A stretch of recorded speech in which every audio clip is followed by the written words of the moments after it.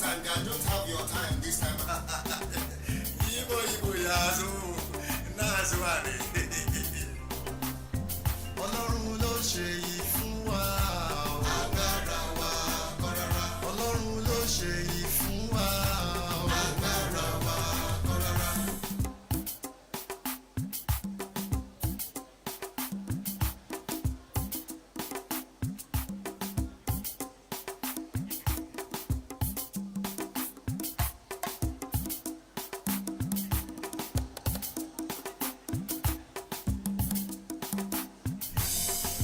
Ọba òkè lónìí rí oge fáàkùkọ tó lóge ẹ má lọ fòkìdán wẹkùn o ẹ má lọ fòjò wà gbòjò. Ọba òkè lónìí rí oge fáàkùkọ tó lóge ẹ má lọ fòkìdán wẹkùn o ẹ má lọ fòjò wà gbòjò. Àwọn tí Ládòkè Akintola. àtúntẹ̀lé oríire ti dé ká máa gbádùn ní. Àwọn tí Ládòkè Akintola. àtúntẹ̀lé oríire ti dé ká máa gbádùn ní. Ọlọ́run ló ṣe yìí fún Lautech. Agbára wa kọ́rọ́rọ́. Ọlọ́run ló ṣe yìí fún Ladoke. Agbára wa kọ́rọ́rọ́. Ọlọ́run ló ṣe yìí fún Lautech. Agbára wa kọ́rọ́rọ́. Ọlọ́run ló ṣe yìí fún Ladoke. Agbára wa kọ́rọ́rọ́. Àwọn tí Ládòkè Akintola. ti dé. Pẹ̀lú orí tuntun. Oríire ti dé. Tiwa ní Ká máa gbádùn ní. rẹpẹtẹ. Àwọn tí Ládòkè Akintola. ti dé. Pẹ̀lú orí tuntun. Oríire ti dé. Tiwa ní Ká máa gbádùn ní. rẹpẹtẹ. Ọlọ́run ló ṣe yìí fún wa. Agbára wa kọ́rọ́rọ́. Ọlọ́run ló ṣe yìí fún wa. Agbára wa kọ́rọ́rọ́. Ọlọ́run ló ṣe yìí fún wa.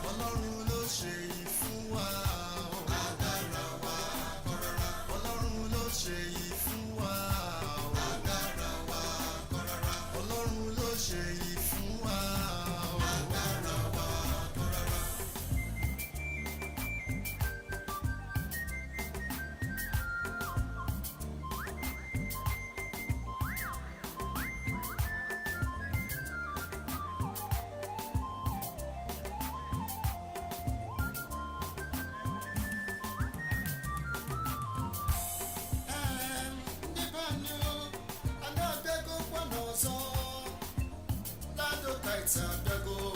I need to see Freddy Maka. Maka Olisa Bikano. Chukubini Webikano. If we form my head, Elutakanaga, one name, Kanibolibe, Kelechu, one name, Kanibolibesio, Kelechu. Wow. Ama you acted any other way. Convocation at the barricade. Now what?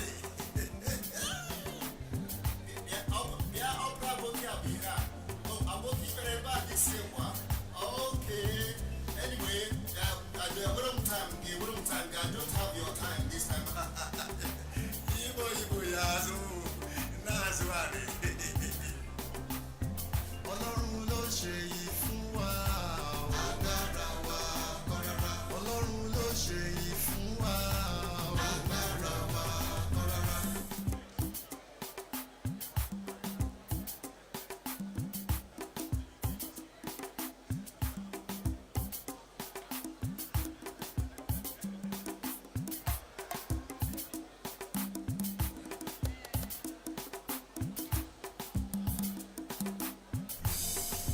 Ọba òkè lódì rí oge. Fáàkùkọ. You led me on as we've come this far. We fixed our shoulders and determined just to win. You led me on as the race was made, there to be champions.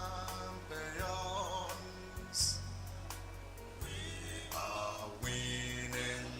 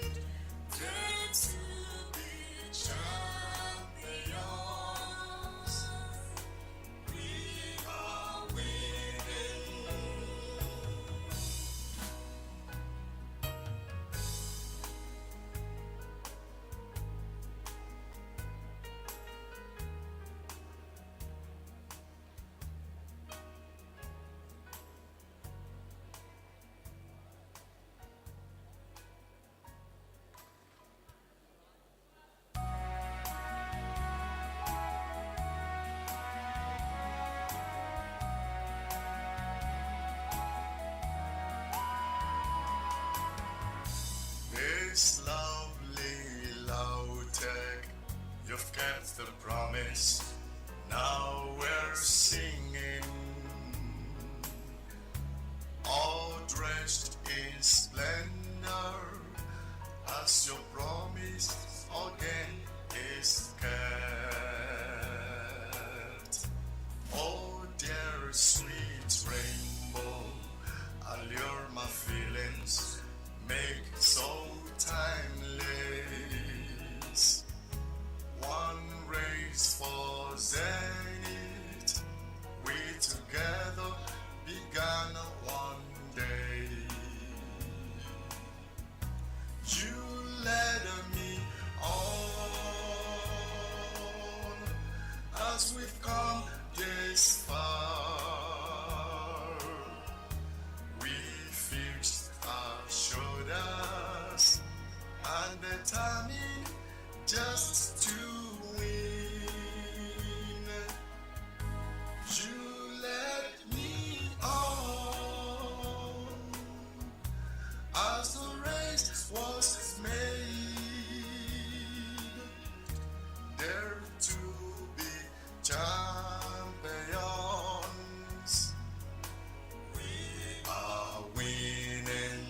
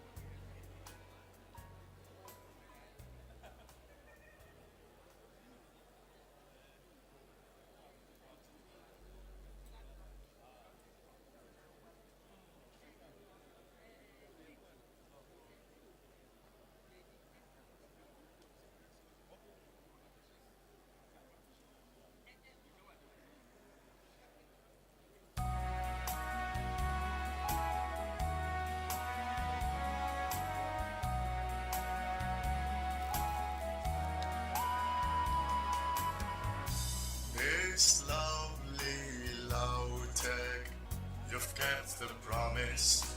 Now we're singing, all dressed in splendor, as your promise again is kept. Oh, dear sweet rainbow, allure my feelings, make so timeless. One race for zenith, we together began one day. You led me on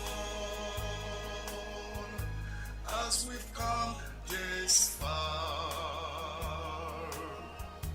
We fixed our shoulders and determined just to win. You led me on as the race was made, there to be champions. We are winning.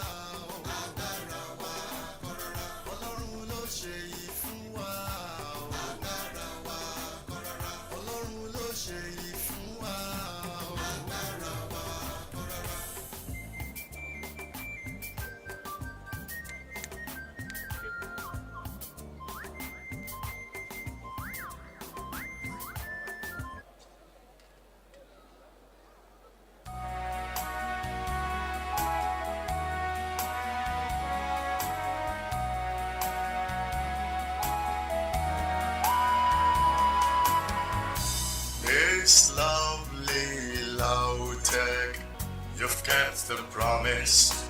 Now we're singing, all dressed in splendor, as your promise again is kept. Oh, dear sweet rainbow, allure my feelings, make so timeless. One race for. Good morning, distinguished ladies and gentlemen. We are glad to welcome you to the 17th Convocation Lecture of the Ladoke Akintola University of Technology here in Ogbomoso. At this point, let's have the first stanza of the national anthem.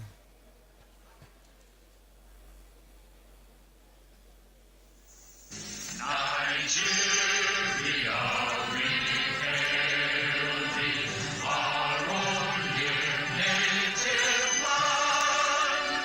No tribe and tongue may differ, in brotherhood we stand. Nigerians old and proud to serve our sovereign fatherland. First stanza. Yeah, now. Lautech Anthem.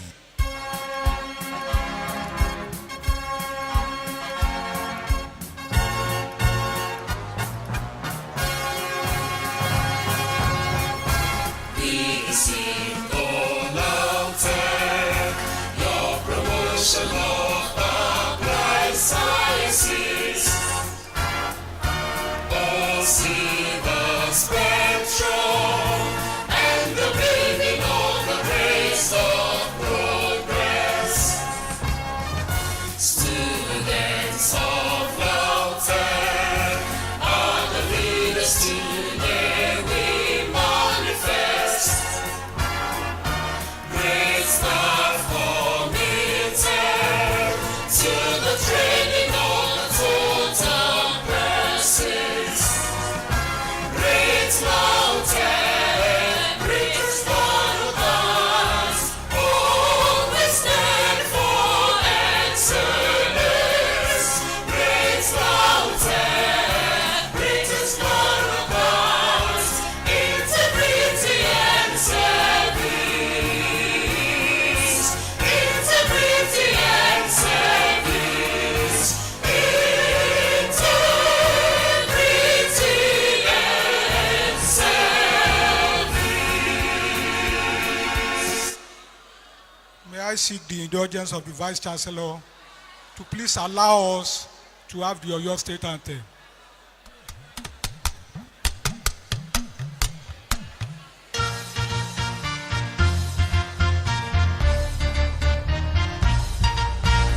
Aṣíwájú ni wá, aṣíwájú ni wá, aṣíwájú ni wá, aṣíwájú ni wá. Ipò aṣíwájú l'Ẹlẹ́dùmarè fún wa nípínlẹ̀ Ọ̀yọ́. Ìpínlẹ̀ Ọ̀yọ́ ẹ jẹ́ ká ṣe kí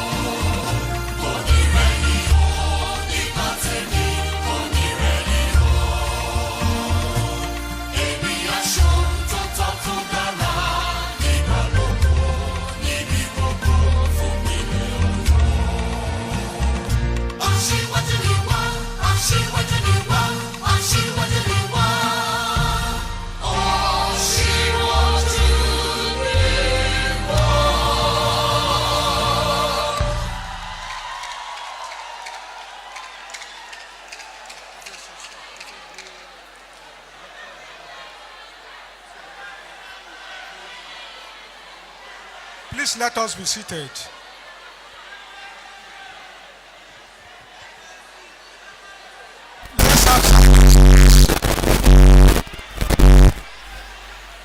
Let's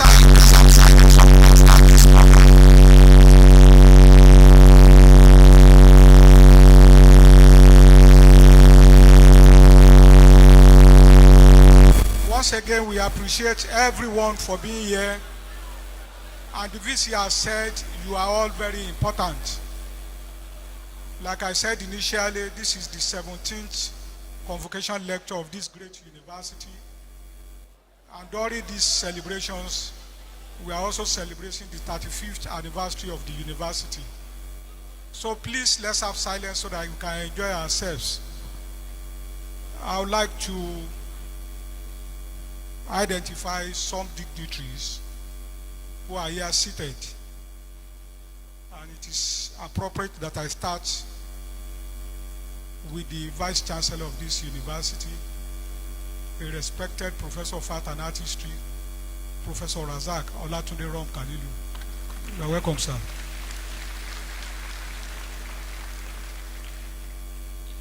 We are pleased to have the Deputy Vice Chancellor Strategy and Development, Professor A.T.J. Okukunle. You will please permit me to recognize the presence of the DVC Academic and Innovations, Professor Lurotimi Araromi.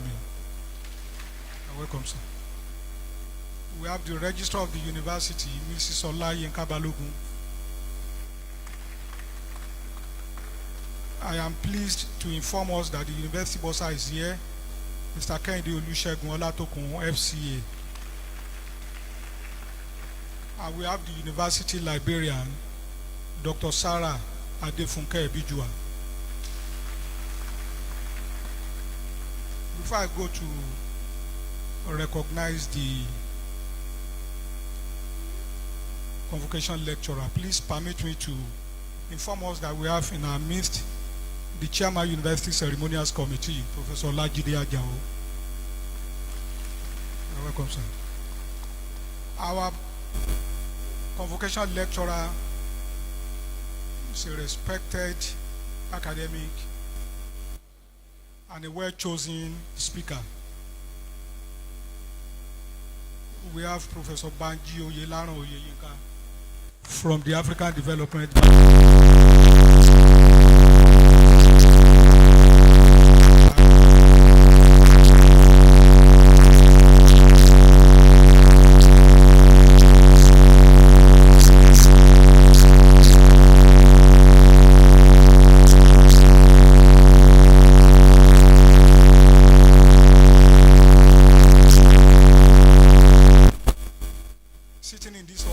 Deans of our various faculties.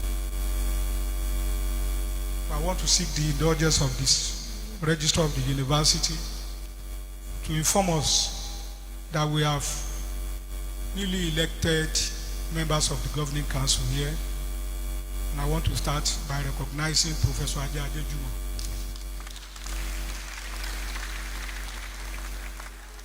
Let's also welcome Professor Latif Mudashiru. We have Professor Adeolu Olabode Afolabi. It is my pleasure to welcome Mr. Muftau Adejuma. Professor Adenike Ayoade, please be upstanding for recognition. And last but not the least, we have Professor Stephen Olatunde Olabiisi. Then permit me to read through deans of faculties who are here present. Let me recognize the presence of the Provost College of Health Sciences, Professor Samson Adewale Adeyemi. We have Provost College of Agricultural Sciences and Renewable Natural Resources, Professor Akinbade. Professor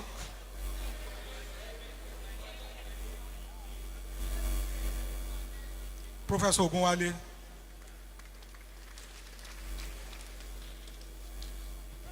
want to respectfully recognize the presence of the Dean Faculty of Environmental Sciences, former member of the Governing Council, Professor Ogbomoso. We have Professor Wole Alamu, Dean Faculty of Renewable Natural Resources. We have Acting Dean, Faculty of Basic Medical Sciences, Dr. Dele Afolabi. We have Dean, Faculty of Management Sciences, Professor Abiola Idowu. I am pleased to introduce Professor Adenike Olugbenga Bello of Clinical Sciences. We also have the Dean, Faculty of Pure and Applied Sciences, Professor Olusope Alade. We have Dean, Faculty of Pure and Applied Sciences, Professor Alade, I have introduced you.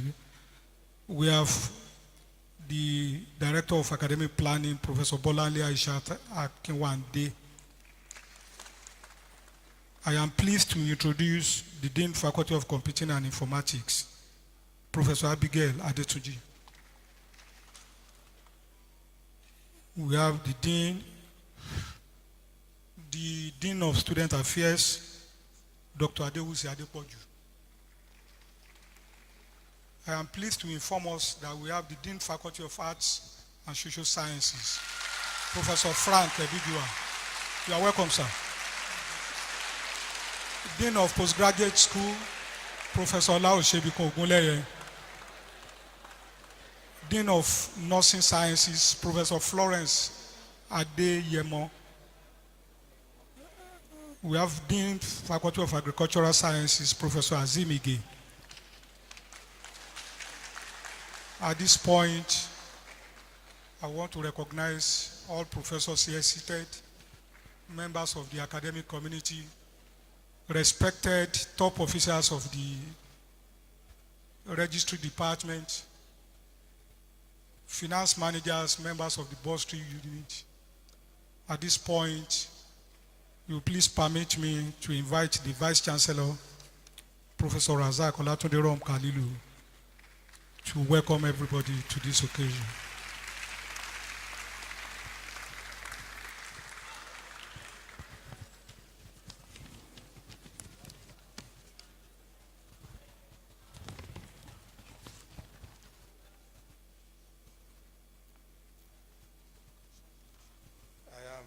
Highly delighted to welcome you to this 17th convocation of our dear University Lautech, one of the very best universities in the country. The lecture, which is to be delivered by a highly cerebral scholar and policy maker of international repute, Professor Banji Oyelaran Oyeyinka, Senior Special Advisor to the President on Industrialization, African Development Bank, and Professorial Fellow, United Nations University, the Netherlands, is titled, Can Nigeria Thrive in Times of Tumultuous and Rapid Technological Changes? With this interrogatory strategy, the lecture thematically focused on the identification of the factors that have caused some setbacks and provision of suggestions on what Nigeria should do to thrive in the face of a world moving forward at breakneck speed. This intellectual meal, to be served by a policymaker and expert, is therefore an appreciable effort towards ensuring a better Nigeria for all and sundry. It is also simultaneously served to challenge our graduates to contribute their quotas towards achieving the goal of ensuring a better Nigeria. As we look forward to a highly intellectual rewarding lecture, I hereby declare the lecture of today open.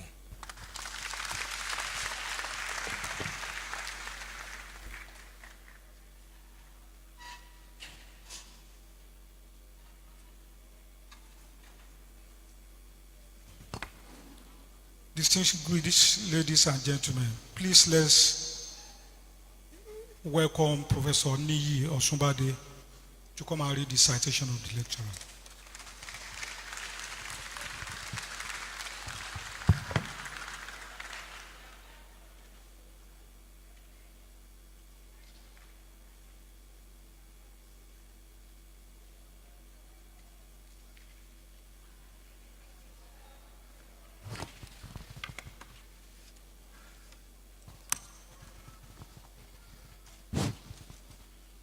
Ladies and gentlemen, good morning.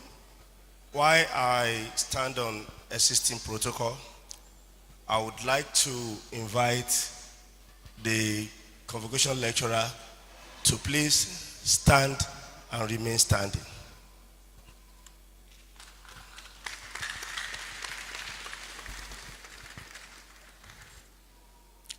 Dear distinguished audience, I have packaged an electronic citation for ease of being followed.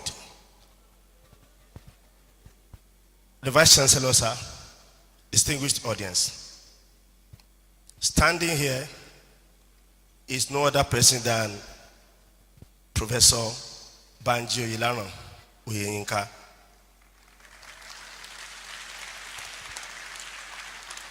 Banji Oyelaro, the first Nigerian professor in the field of development and industrial policy, was educated at the prestigious Obafemi Awolowo University, Ile-Ife. It used to be called the University of Ife, where he graduated as the best graduating student with a Bachelor of Science First Class Honors in Chemical Engineering in 1978. Efikosa, in the Nigerian slangy expression, IDOF.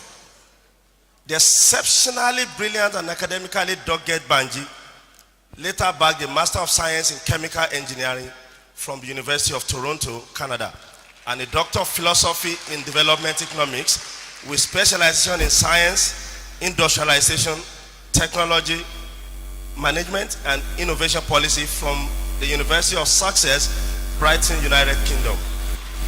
Professor Oyelaro, a stylish personality and distinguished engineer, as evident from his presentational style here, being a seasoned administrator, scholar, researcher, and development economist for 35 postdoctoral years, is renowned for significant contributions to the fields of economics, innovation, and technology management in developing countries, being areas where he is phenomenally knowledgeable.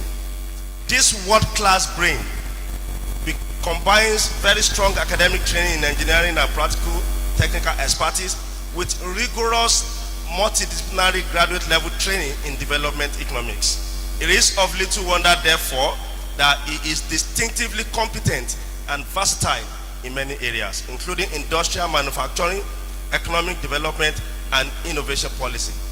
Banji Oyelaro Oyeyinka has won reputation as an intellectual powerhouse, being a professor of practice whose industrial experiences derive from practical factory floor training during his national youth service at the Warri Refinery and Petrochemical Company, as well as his service as a pioneering staff of the Nigerian Steel Development Authority, NSDA, having worked at the Ajaokuta Steel Company for several years after receiving his one-year practical training in India.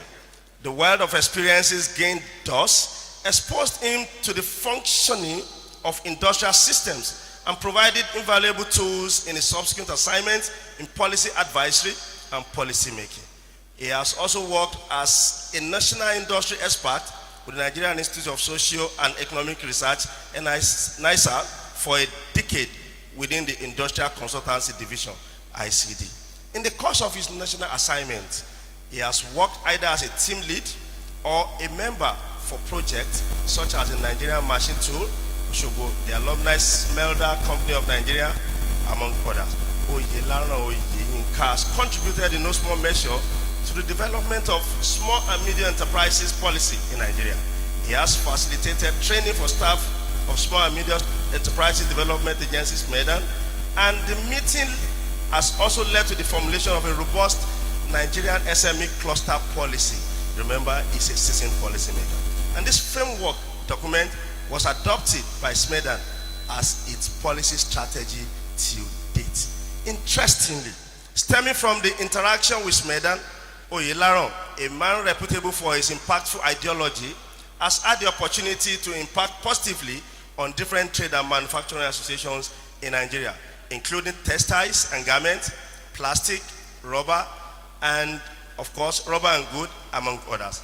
Several documents deriving from this engagement have since been used for practical policy formulation, including those having to do with learning and technological capability building in small and medium enterprises in Africa. And of course, others having to do with study of small and medium rubber product manufacturing. Normally, its knowledge combines academic and the industry.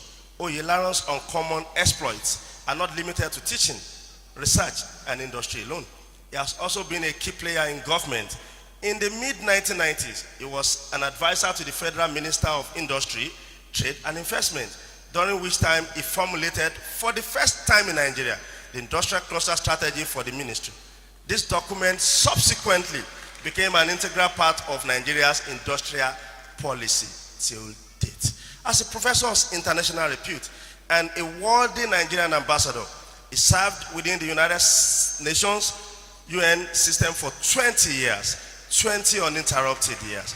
This Nigerian international figure has been director, regional office for Africa, where he was in charge of 24 African countries, chief scientific advisor, United UN Habitat, and the director, monitoring and research division. Also, this iconic figure of intellectualism provided significant intellectual leadership for the UN Habitat flagship report, State of the World Cities Report, and the Global Report on Human Settlement. As a skilled economist, he also served as a national senior economic advisor, United Nations, Center on Trade and Development, UNCTAD, Geneva, where he coordinated the 10-year review of performances of the world's least developed country. I can understand what combining 10-year review is. I've been on an annual report for a year, and I'm not through with it. Earlier in his career, the leading policy expert Oyelaron was part of several country-level missions in African countries. He advises on formulation and advisory services for developed nations, and of course, with respect to development of national science, technology, and innovation policies, TIP reviews. He also did a pioneering work in the field of industrialization, technological change, and innovation policy at the United Nations University Institutes for New Technologies, UNINTECH. The multi-dynamic Professor Banji Oyelaron is currently the Senior Special Advisor on Industrialization to the President of the African Development Bank, where he is coordinating the establishments of agro-industrial processing zones and industrial policy in several African countries. Ladies and gentlemen, in his present duty station, he has worked closely with colleagues to establish the Special Agro-Industrial Processing Zones, SAPS initiative, as an integrated demand and supply side within agro-industrial ecosystem that comprise production, processing, distribution, marketing with a continental and global reach that is aimed at transforming Africa's agriculture from what we call incremental existential mode into what is better known as an innovative business industrial complex to the advantage of the African. Through this laudable initiative, a total of $540 million has been so far raised as a catalytic financing for the first 8 pilot states in Nigeria, namely Kaduna, Kano, Kwara, Cross River, Imo, Ogun, our own Oyo state, including the Federal Capital Territory. Also, through a coordinated and selfless effort of Professor Oyelaron and his team, has already partnered with Arise IIP and has raised $200 million additional financing to complete the zone in 18 months. Indeed, the countless services and grace indicative feats of this amiable and accessible professor strengthen my conviction that this is God's beloved Son, in whom he is well pleased. Distinguished audience, I hereby request a clapping ovation as I present to you a progressive vision and mission man, conscious of the real projection, an advisory council on industrialization of the African Continental Free Trade, a fellow Nigerian Society of Engineers, a fellow Nigerian Academy of Chemical Engineering, fellow Council of Registered Engineers of Nigeria, a global leader, policy expert, large-hearted philanthropist, as we will soon find out, an astute administrator, a writer, a recipient of many awards, and a prolific research producer with over 20 published books, and of course, a globally recognized development economist for Lautech's 17th Convocation Lecture. Here is a big fish that will serve us this intellectual meal. Thank you for coming. I hand the mic to who handles it next, please.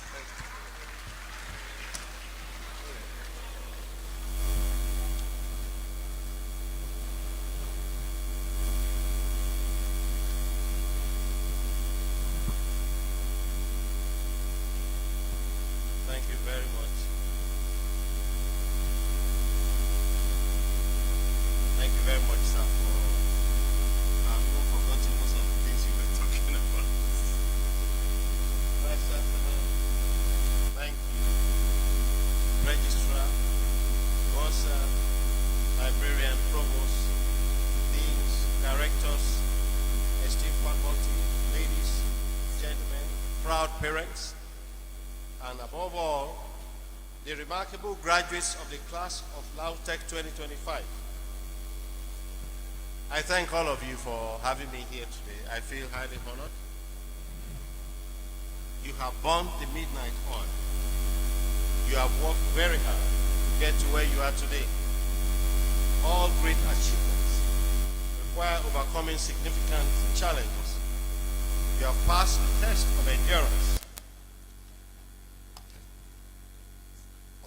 Thank you. And I've made your families, colleagues, friends, and lecturers who are here today to celebrate you, you have made them all very proud. Thank you very much. And congratulations for all that you have done. I myself am a son of Ogbomoso.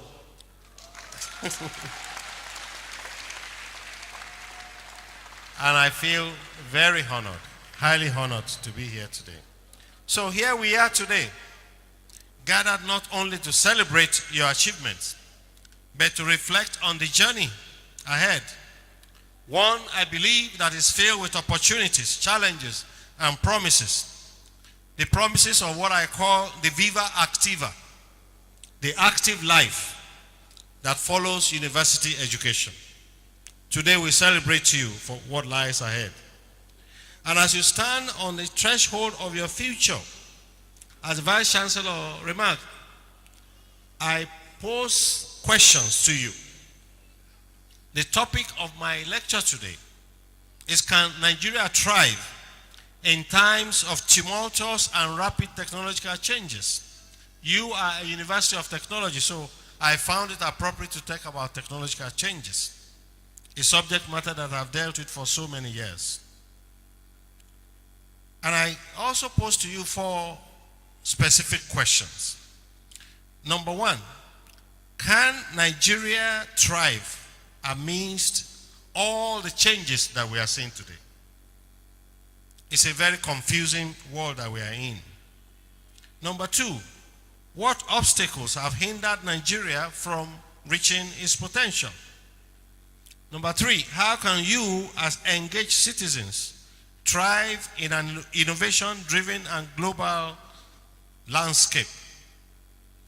And lastly, what mindset should you as graduates adopt to navigate this very radically changing world? You are entering a realm defined by volatility, where the established international order is under strain. The dynamics of trade wars, climate change, green minerals, the 4th industrial revolution, the changing geography of global production, energy transition, and the contrasting dynamics of youth bulge in poorer countries, and the expansion of an aging global population in rich countries. On the political and social fronts, we have growing inequality, poverty, concentration, which are reshaping economies and political landscapes. These forces are fueling social and political polarization around the world, underscoring the need for us, poorer countries, to rethink our own well-being, to rethink the way we should move our lives. As graduates, you must recognize that the world faces challenges that transcend national borders, urging us to reconsider our path towards prosperity. The world economy has experienced a remarkable transformation over the past 4 decades. Global GDP per capita has doubled in real terms, but this is driven mostly by China and India and by significant gains in some other places, while we remain the poverty capital of the world. But what had been behind most of these developments? Education has been the one main driver of inclusive growth and development. You are all aware of the unparalleled expansion of access to schooling over the past 50 years in all regions of the world. This has generated large productivity gains, both in industry and in agriculture, and it has transformed many societies. We less so. But more importantly also, is the relentless and rapid technological changes, advancements and innovation with significant implications for our society and other society. Knowledge and innovation have been the crucial ingredients in economic development, while manufacturing, as we know it, has been called the engine of growth. Innovation is often described as the lifeblood of progress.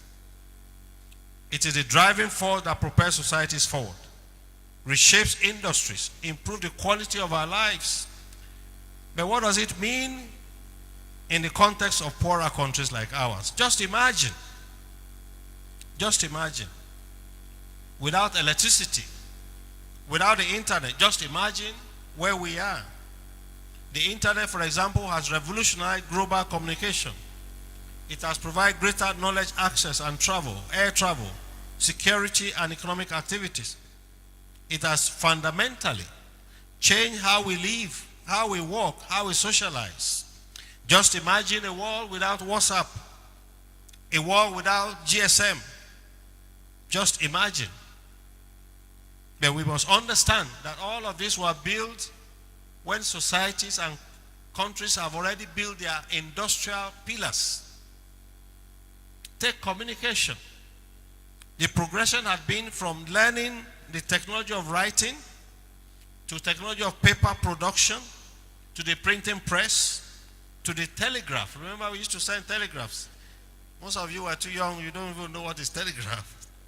The telephone, the radio. Now you have the internet, you have the smartphones. The world has changed so radically. Just imagine. The total subscribers to telephone lines in Nigeria in December 1986 was only 230,000 people. 230,000 people. Now it's over 150 million people. In 2025, about 104 million Nigerians have access to the internet, a penetration of at 45%. Many may have forgotten that it was only on August 6, 2001 that GSM services were introduced in Nigeria with Econet and MTN. Imagine if you were still relying on NITEL. I don't think the young people here know what we call NITEL. NITEL was that very dangerous organization. When you go there, you go and pay your money, you still won't get your phone, they will give you bills, just like these discos are doing today. I predict that one day, these discos also will fade away. The way technology is going, now every state is allowed to have their own power. I went to Shagamu the other day and I saw a gas power plant producing almost 12 megawatts. It's no more than this place. Mark my prediction. In 5 years, many of these discos will cease to exist. And what is important also is that the skills you possess today may have to be adapted to the changing world that you will find yourself. But this should not be a source of anxiety to you.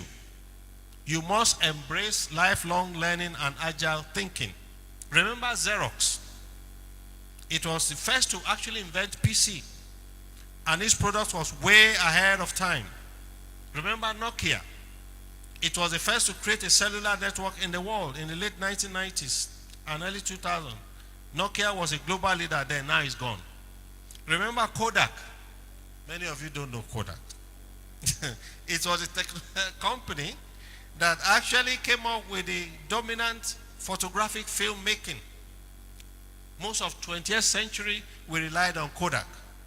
Many of you may also remember BlackBerry, a line of smartphones. It was so successful in those days. All the rich people have BlackBerry. When the technology changed, they didn't adapt, they faded away. People and technologies they fade away. The discourse they'll fade away. Because people will have a better agency of their own lives. When society and leaders don't do what is right, citizens find a way and they'll move on with their own lives. The message to you is that thriving in a world of rapid changes remind us that flexibility, creativity, and a willingness to take risks are essential attributes of great leaders. Remember, in life it says, who dares wins, who sweats wins, and who plans wins. According to Mokia, a great historian of technology, technological change accounted for sustained growth. It was not caused by economic growth. It caused economic growth. Technology has no substitute. Had there been no technological change, other forms of economic progress would have eventually ground to a halt. Let me give you an example. In January of 1939, President Roosevelt of the United States told Congress to give him $300 million to procure aircrafts for the U.S. Army Corps. At that time, the U.S. had only 1,700 aircrafts. To cut a long story short, by the end of 1945, when the war ended, America had produced 300,000 airplanes. 300,000. Just imagine. Why? Because they had a production base. Countries that don't build their production base, you become beggars. You don't have vaccine, you become a beggar. You don't have drugs, you become a beggar. Even when you have your money to buy, you are still begging. This is why technology is extremely important to every society. History, therefore, teaches us that nations that adapt and innovate can overcome all adversity. The innovative response that I just read to you ensured that America became the dominant force in the world. Remember, Europe, Germany, all of them had been leveled to the ground. So a new power emerged. Why? Because it had the technology to do so. Every oppression you see today is because that nations have superior technology. The key enabler of imperial domination and the instrument of conquest also was superior technology. In a book that I believe is destined to be a classic on imperial history, a woman called Caroline Elkin, professor at Harvard, related how innovations underpinned British subjugation of all its colonies. The main instruments were transportation, communication systems, railways, steam engines, underwater cables, telegraphs at that time, and gunpowder. That was why they were able to subjugate all of Africa, all of Asia. That was how a tiny country, an island country like Britain, was able to subjugate a vast land of China. Technology. Technological and scientific innovations abounded even when Queen Victoria was on the throne. And they expanded in the decades afterwards. Revolutions in transportation and communication system connected the island nation to far-flung territories, and they were able to dominate all of this, including our own dear country at that time. They were able to go everywhere because they had the ship, they had everything. So what has held us back? Why are we always queuing behind others? The context for my speech is a Nigeria where we face the challenges, both general and I believe specific. We do know that the challenges we face collectively as Nigerians, they also have very long and deep roots in history.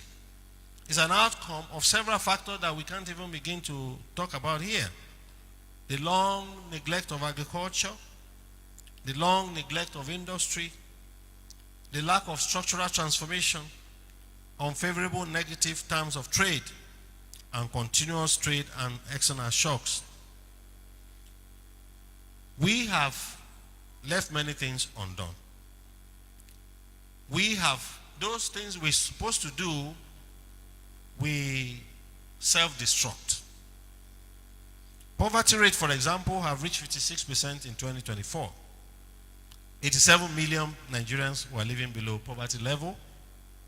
We are the world's largest concentration of poor people, second largest after India. 63% of our people are what I call multidimensionally poor. And of course, in the rural areas it's worse. Over 70% are classified as those who live in abject poverty. It is not of little consequence, therefore, that the incidence of poverty has seen its greatest increase during decade-long of coexistence of prosperity and penury. In other words, we're earning a lot of money from oil, but people were getting more and more into poverty. It's a paradox that I highlighted in a book that I wrote in 2014.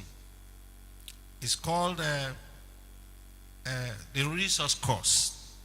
It's a paradox of a country where, even though you are observing growing economic growth, that people are falling nevertheless into more and more poverty. My point is that we have not used our wealth correctly. And the root of this poverty is weak technology and innovation capability. Nigeria remains a poor country while possessing enormous resources because we have not developed the technology to transform and add value to what we have. If you ship out cassava, for example, to somewhere, you are enriching that country.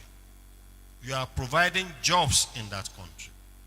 But if you take cassava and convert it to starch, to ethanol, to fructose, to sorbitol, you enrich your people. You get more jobs. People get more incomes.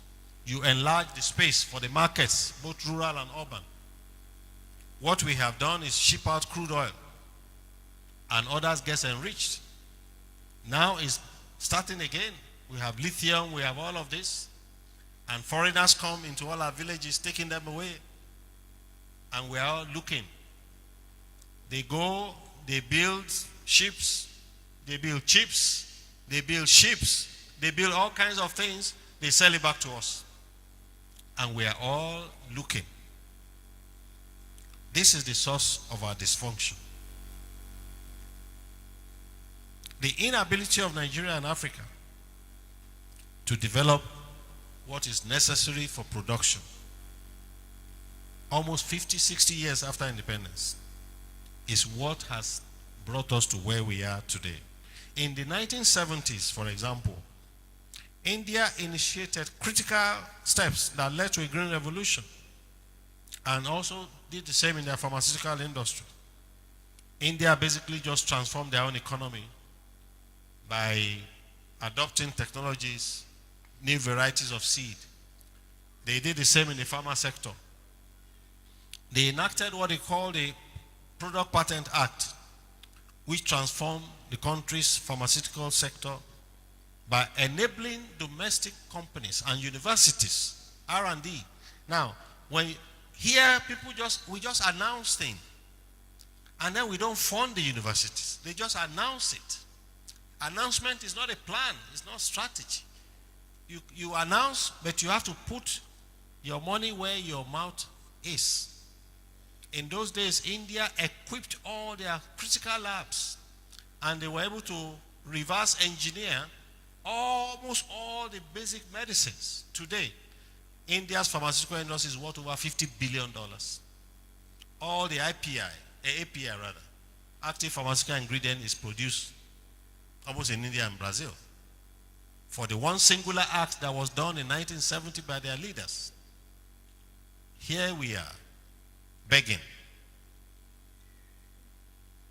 So clearly what we observe in Nigeria as low-income equilibrium trap in which the country is mired was induced not just by the lack of weak institutions, as some would say, but equally by these other factors that I've mentioned, including the kinds of steps we took, like structural adjustment program that reduced Nigerian industry to almost zero in those days. The structural adjustment program, which included, it caused a lot of inflationary cycle, led to high cost of industrial production as intermediate and basic material inputs across Nigeria, and I quote one study then. He said the collapse of manufacturing and agricultural industries heightened unemployment, induced social insecurity. It led to low capacity utilization in manufacturing, insufficient foreign exchange to purchase raw materials and spare parts, exorbitant rate of foreign currency to naira led to increase in the cost of import. The economic landscape was devastated in the mid-80s because we took actions that were too quick, too fast. These policies pushed too far, too fast, to the exclusion of other policies that were required. Let me remind you of some of those companies and institutions that collapsed. I'll list about 2 or 3 of them. Now, remember, Ajaokuta Steel Company, Delta Steel Company. Construction started in 1979. One ended uncompleted, one was finished. But today, both of them are gone. We are importing close to $4 to $5 billion worth of steel products today. In contrast, we started the same period as a company in Korea called POSCO, Poyang Steel Company. That company today, by 1992, it was producing 21 million tons of steel. 21 million. Our main integrated steel plant called Ajaokuta is producing 0 primary steel. 0. Because we did all these funny things that never allowed things to work. Self became more important than service and sacrifice to the people. And people do all this thing, they forget that their own children they are coming. Their grandchildren are coming. And one day there will always be a reckoning. The Nigerian paper mill, we had a whole plan. I was in NISA in those days. We had Nigeria Paper Mill, Jeba. We had the Wokpin Pulp and Paper Company, Ogun State. Nigeria Newsprint Manufacturing Company, Okuiboku, Akwa Ibom. By 1985, Jeba Mill was supposed to be the largest in West Africa. It was producing 65,000 tons of kraft paper. It was doing liners and chipboards and all kinds of things. All gone. Oluwa Glass Company in Igbokoda today is gone. Okposi Salt Industry that was supplying Biafra with everything they needed in terms of salt. Today, nobody even knows where it is. Mokwa Cattle Ranch in Bauchiden was established in the First Republic. As of 1973, when the Germans banded over the ranch to Nigeria, it had over 3,000 healthy cattle. Today, 0. Nigeria, Romania, wood industry in Ondo State, gone.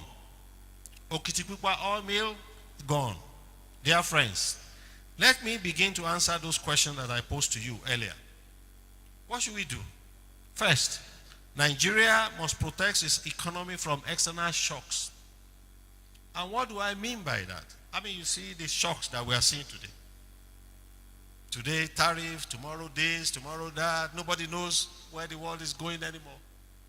But those economies that have built strong production capacity are not so much afraid because they will survive. Nigeria needs to diversify its economy away from oil. If we want to reach so-called $1 trillion economy, the calculation say if you want to reach that in 10 years, you have to grow at least 7%. 7% actually mean 10% because we are growing about 9.6%. Because you have to subtract population growth from every growth you see. As we are now, we are growing at 3-point-something%.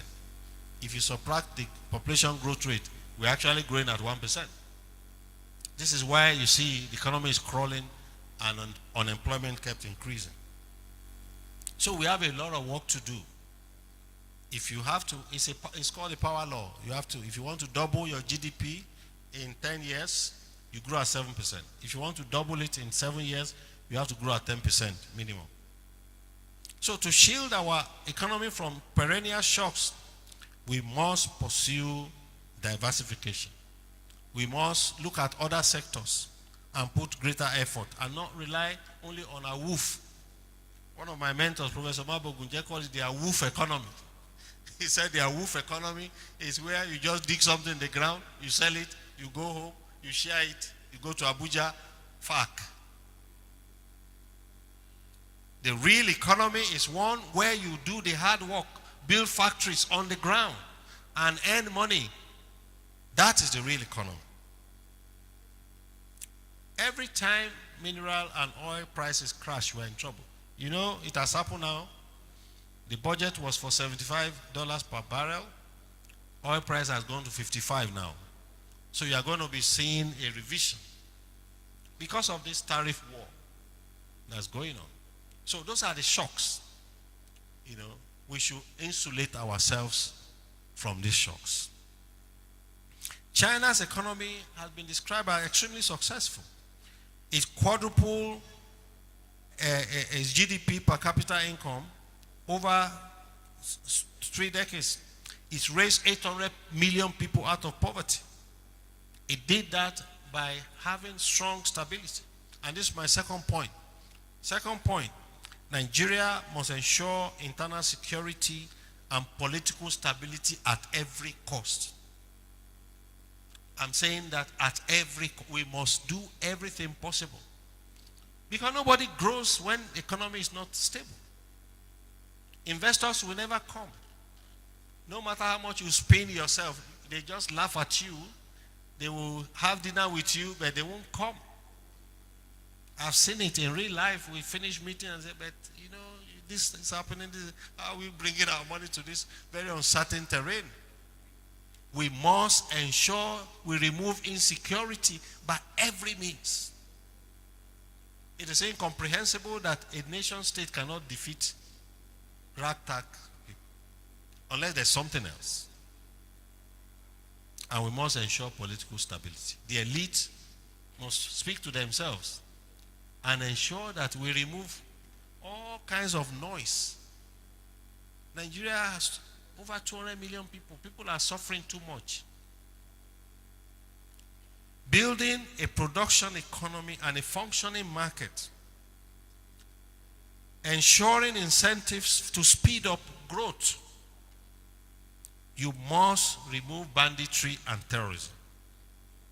Terrorism reduces the capital stock of a nation.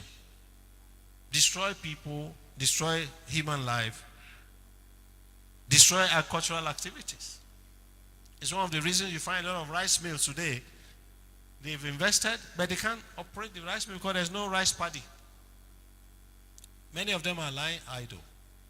We must ensure that Nigeria has peace. We have been named among those very high in the index of state fragility. You know, politicians don't like to hear about state failure. They get scared. But people should talk to themselves. Just look around. We can't even produce basic services to our people. I live in Abidjan, a small country, Vice Chancellor. The light doesn't go. If light goes, you seem very surprised. What happened? Here, when light goes, we just, yeah, okay.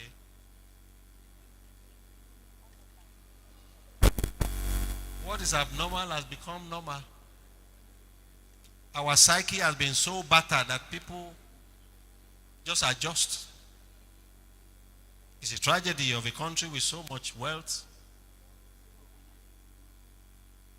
There are figures I don't even want to quote here, so some of you will be very sad. So let me just move forward.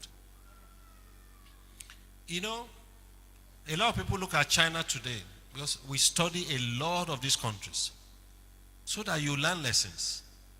A lot of people think the 1978 revolution of China was the first. No, they've had 4 different revolutions also trying to develop like ours.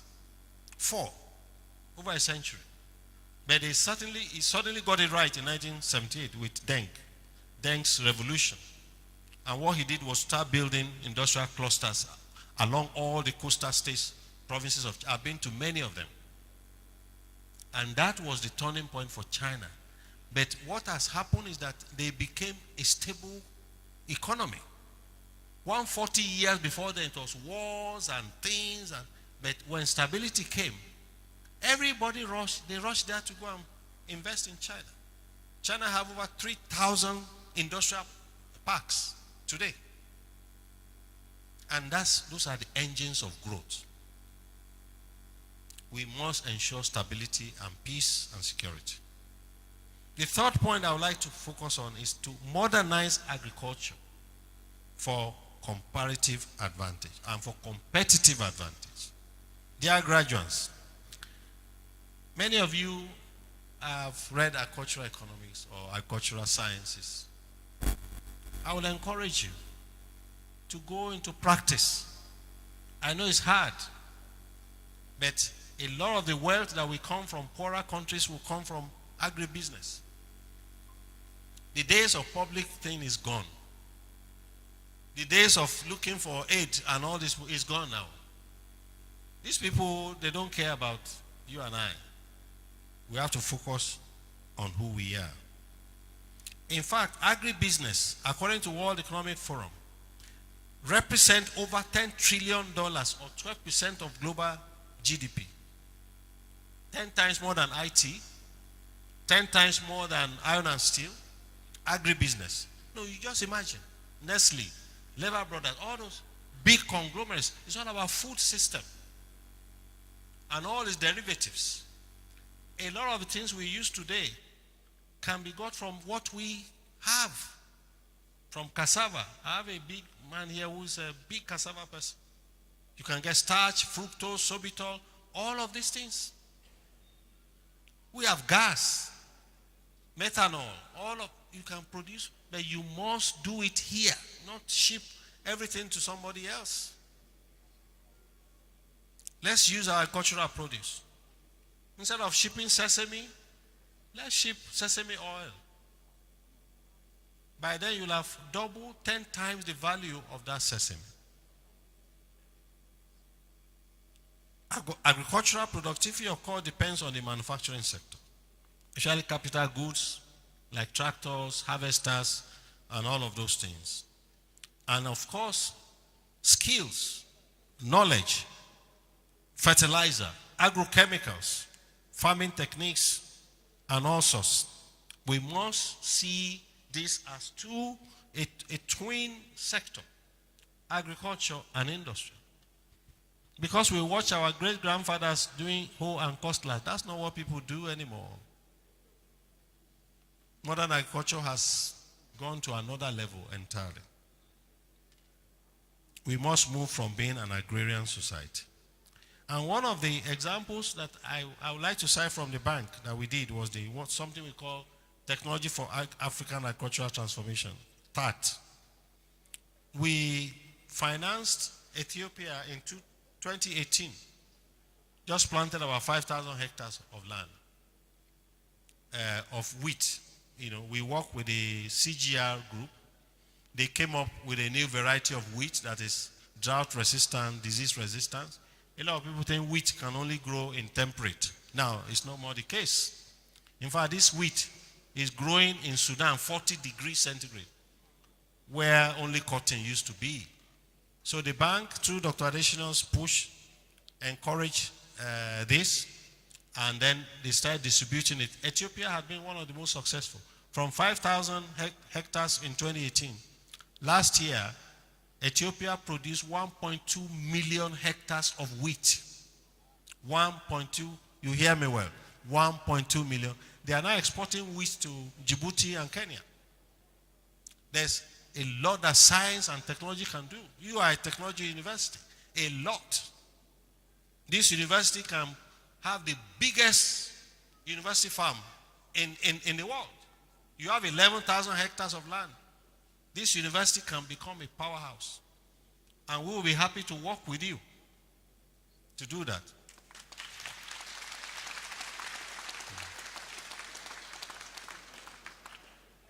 So let's lay the foundation.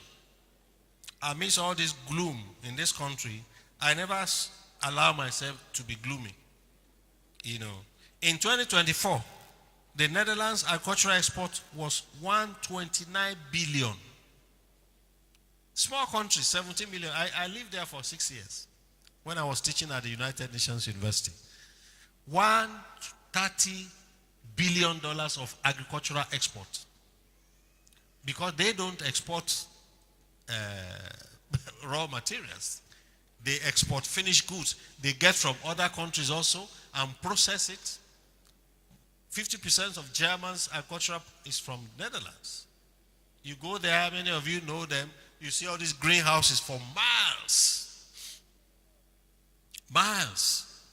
And we, that God has given everything. 60% of all uncultivatable arable land in the world is in Africa, and we are starving. How can we justify that?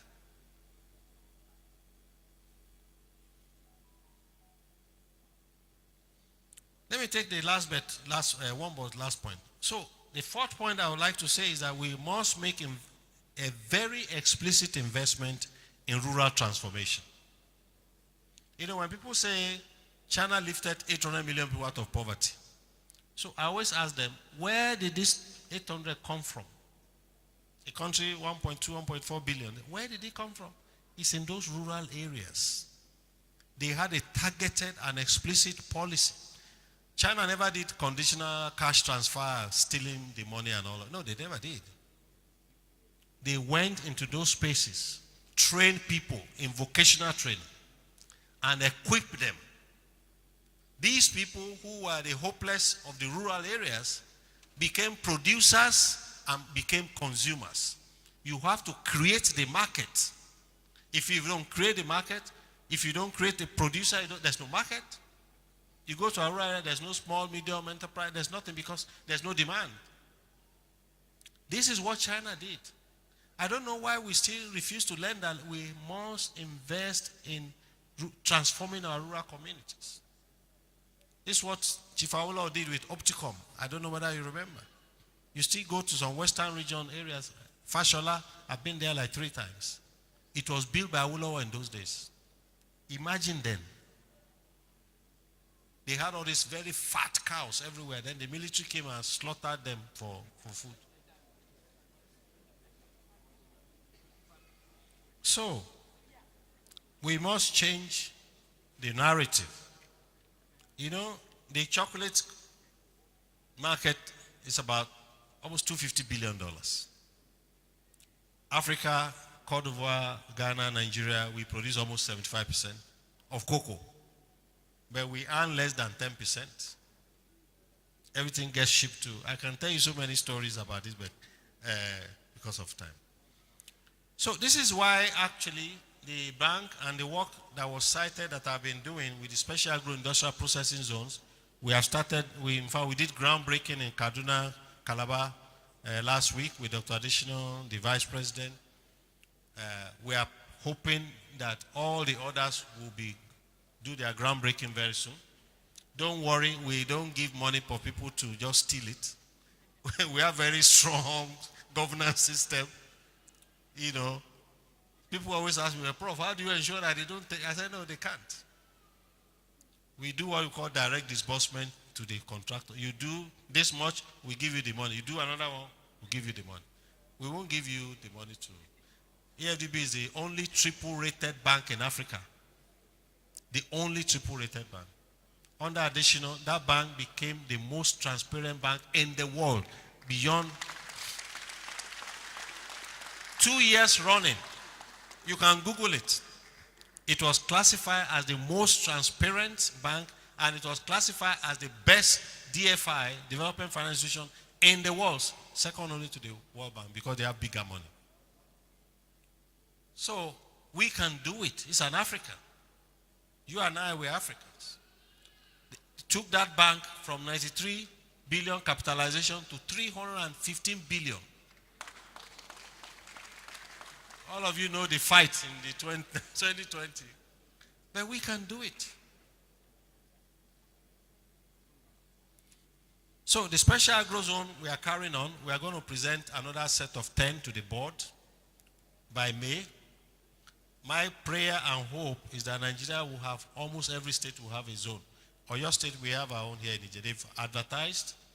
Please, the university, I think you need to also get involved with some of these things. They are going to select the contractor soon. Vice Chancellor, maybe you get your group together, let them approach Governor Makinde and see what the university can do with it. It's going to be a big place. We are expecting about 50, 70 companies will locate there in Ijaye, near Ibadan there. So all the states, we have Imo, we have others now already coming up. We've worked very hard over 6 years. It was very tough because people want to do it in a different way, but we just put our feet down. And I believe that we will do it. The last point I would like to raise is that we must come into accommodation in the face of rapid technological change. Distinguished guests, esteemed faculty, proud families, and you exceptional graduates of class of 2025, as you step into a world that is filled with potential and promise, you will also step into that debate on fourth industrial revolution. And one of the standout technologies here is the artificial intelligence, AI. We must accommodate ourselves to it. We've done a lot of work, analysis on it in the bank. It's going to affect agriculture. It's going to affect healthcare. It's going to affect education itself. And it's going to do a lot to transform individuals' lives. And I encourage you not to rely on this white-collar job that we all got involved with, but to engage with modern entrepreneurial activities, including agriculture. It is the way to address the high youth unemployment that we have in Africa today. Africa is the youngest continent. An estimated 60% of its population between ages of 15 and 24 right now. By some estimates, more than half of Africa's youth are not employed, or they are underemployed, or they are totally inactive.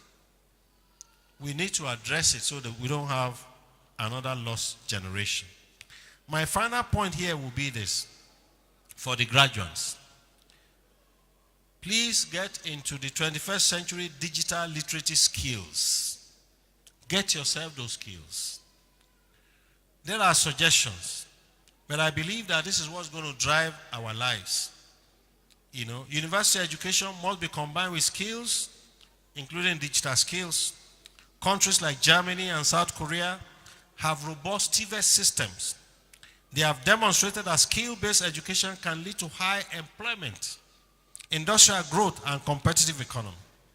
By integrating digital literacy and emerging ICT skills into TVET curricula, Nigeria can close the gap between academic education, like universities, skills-based employment, and we can produce great things for our country. Despite global trends, we are still lagging considerably. In the oil and gas, for example, Nigeria spent 1.2 billion annually on foreign engineers. 1.2 billion.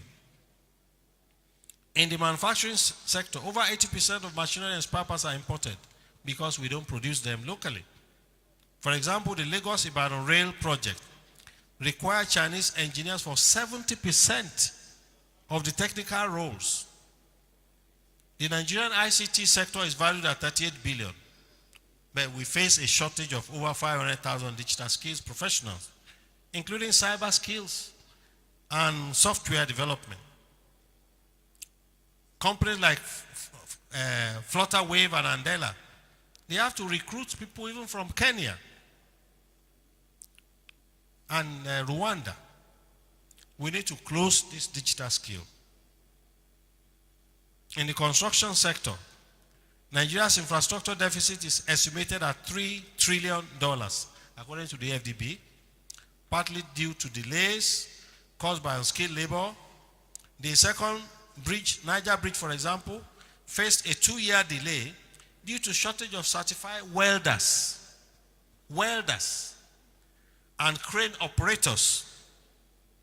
Welders and operators of those kind of quality, they couldn't find them.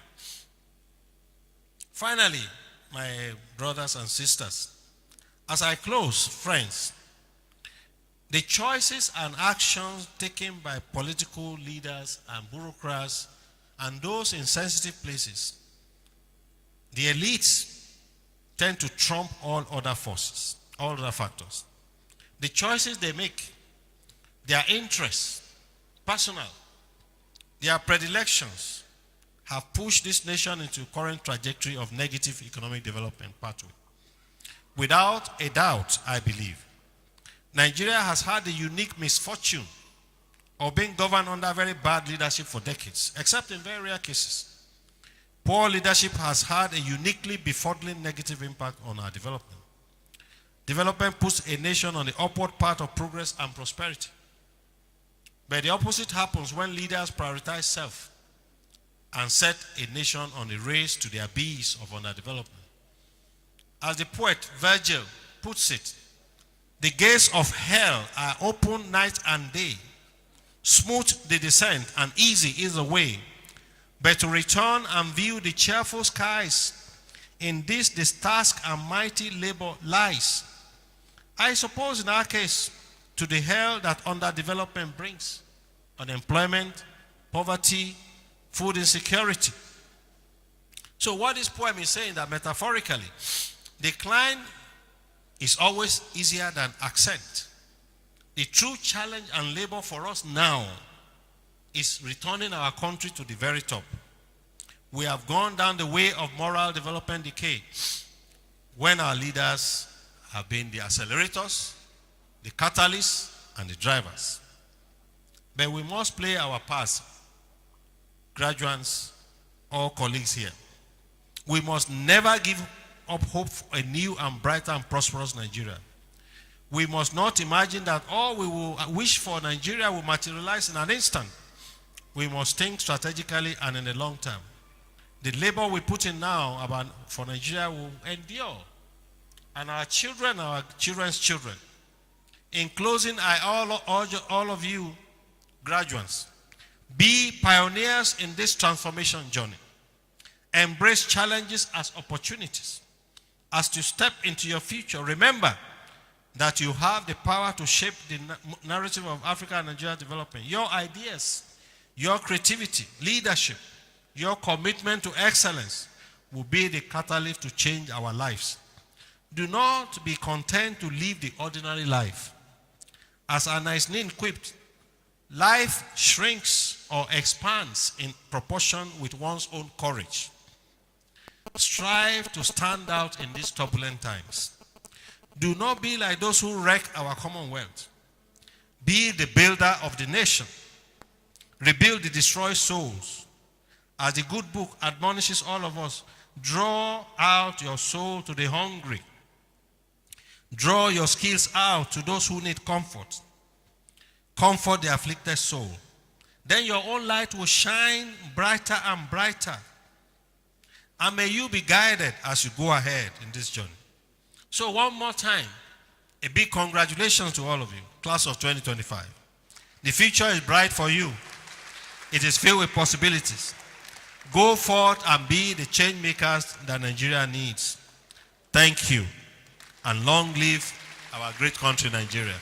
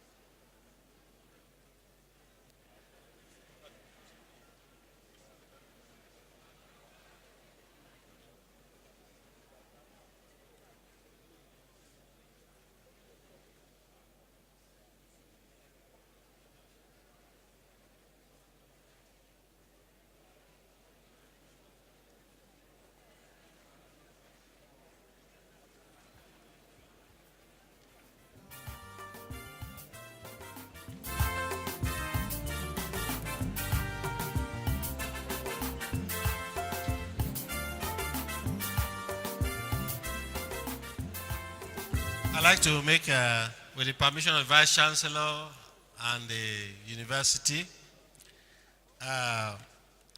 to honor the best 5 best students in technology and the overall best students in the university. I am pledging to give each of them 500,000 naira.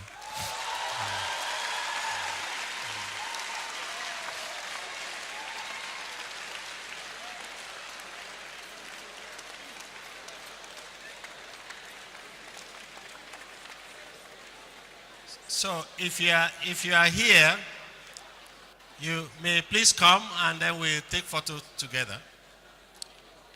Komolafe Teslim Bolahon.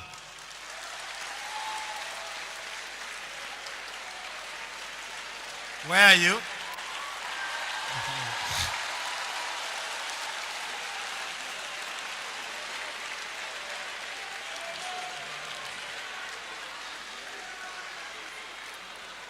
Abdullah Rashid Wasiu Alao,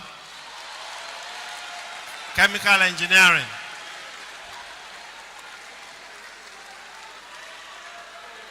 Oladipo Johnson Omoni.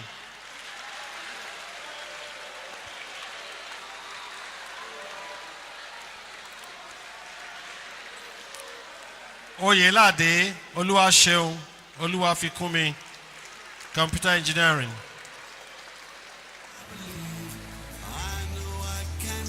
Eniade Miracle Stephen, Mechanical Engineering.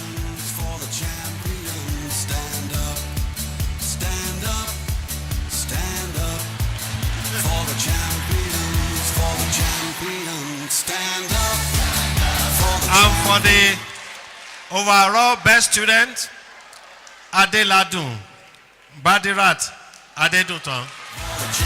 Where are you?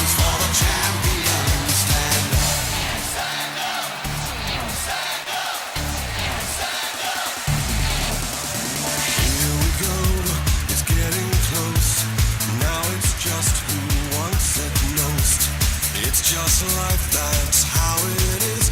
Cause we have our strengths and weaknesses. Oh, I have vision, oh, can't you see? I'm on the move, make way for me. So stand up for the champions, for the champions. Stand up, stand up, stand up for the champions, for the champions. Stand up for the champions.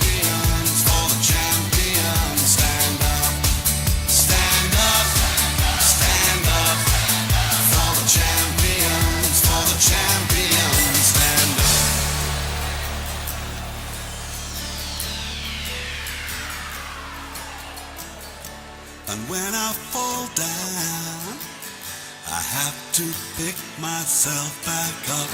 And when I fall down, have to pick myself back up, and when I fall down, I have to pick myself back up, and when I fall down, I have to pick myself up.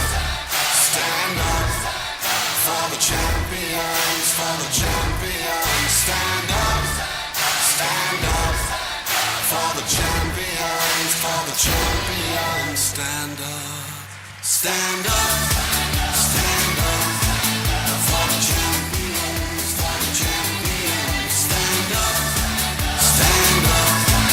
for the champions, for the champions. Please let's have another round of applause for the lecturer.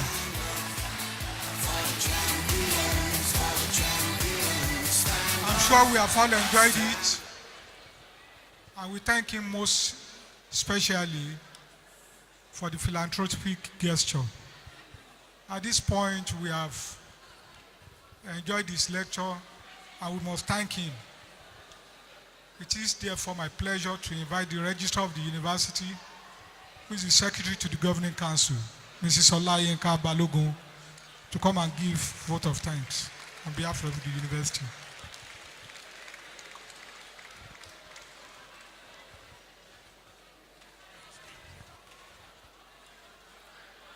Standing on the already established protocol. Sir, I'm here, sir, to appreciate you on behalf of our Vice Chancellor, Professor Razak Olatunde Romkalilu, the entire university management, staff, and students of this institution.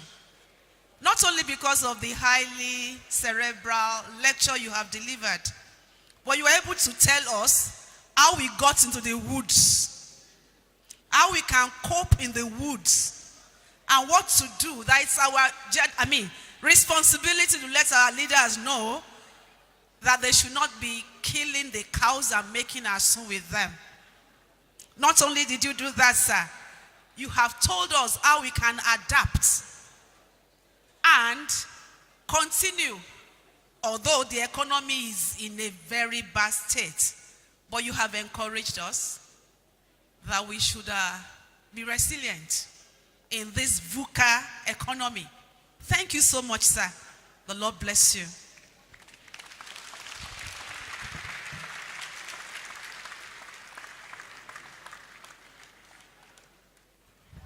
Mr. Vice Chancellor, other dignitaries on the high table, please let listen why the Vice Chancellor gives his closing remarks. Mr. Vice Chancellor, sir.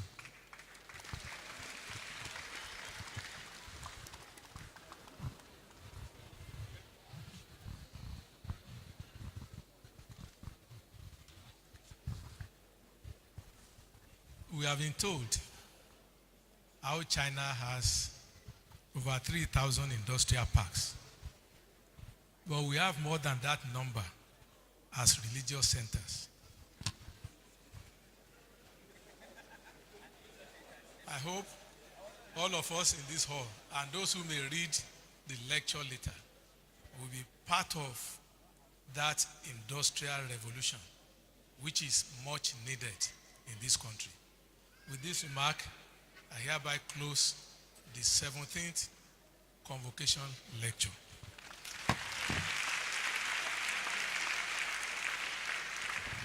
Once again, we need to thank everybody that has been part of this program. Please be reminded by tomorrow at 1. We have special prayer at the Central Mosque. The Vice Chancellor has said I should invite you. Please be there. Let's stand.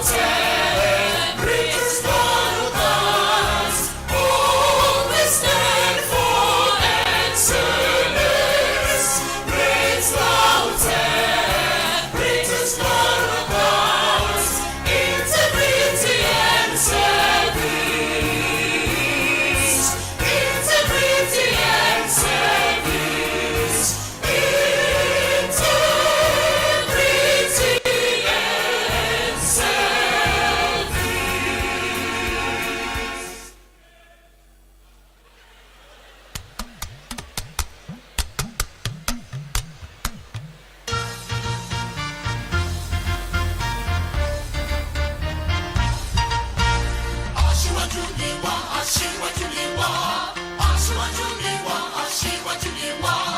Ipò aṣíwájú l'Ẹlẹ́dùmarè fún wa nípínlẹ̀ Ọ̀yọ́.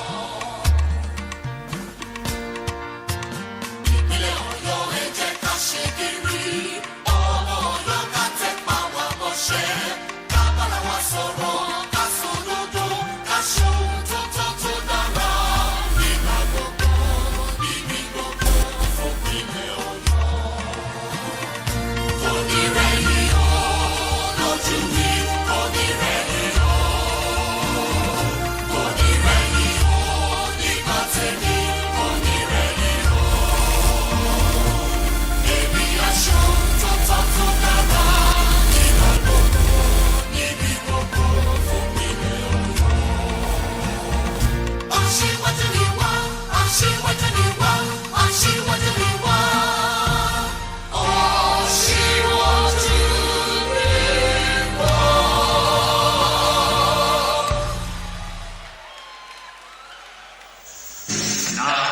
Nigeria, we hail thee, our own dear native land.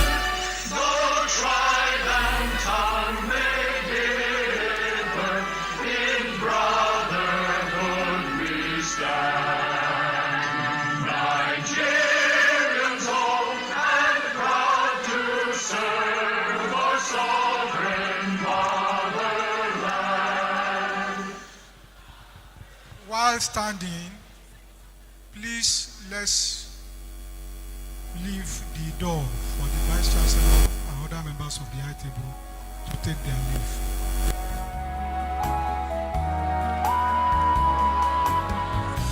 This lovely Lautech, you've kept the promise. Now we're singing, all dressed in splendor, as your promise again is kept.